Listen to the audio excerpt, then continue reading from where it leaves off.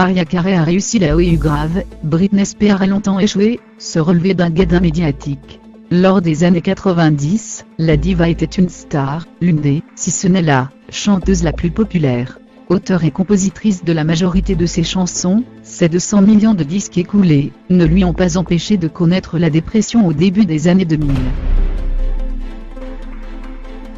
Comme tout le monde, Mariah a galéré avant de connaître le succès. Elle enchaîne les petits boulots à New York, mais elle a déjà le melon, elle se fait virer de son job d'hôtesse, parce qu'elle écoutait ses propres chansons. La rencontre avec Bam Marguli, musicien, va lui offrir des morceaux pour ses textes, et celle de Brenda Castar, pour laquelle elle est choriste, lui permettra de faire la connaissance de son futur mentor Tony Mottola, qui lui fait signer un contrat de 10 albums avec sa maison de disques sur la foi d'une seule maquette.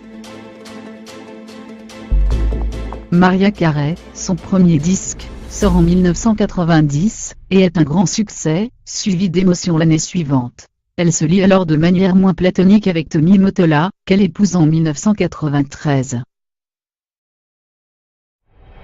Son troisième opus, Music Box, est publié en 1993, et l'a fait connaître dans le monde entier, et son rythme d'enfer ne s'arrête pas, un album de chansons de Noël l'année suivante, puis des Graham en 1995, et un succès qui ne se dément pas. Mais sa relation avec son mari se détériore, et le divorce est prononcé en 1997. Il faut dire que Mottola avait tendance à se prendre pour Phil Spector, la mettant sur écoute et la faisant suivre.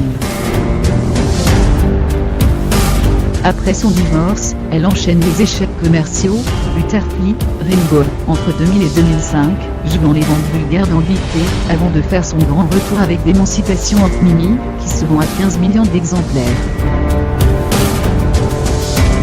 Pas de bol, les albums suivants ne bénéficient pas du même succès, et les déconvenues s'enchaînent. Elle est tellement à la rue qu'elle touche $1 million pour jouer pour Kadhafi.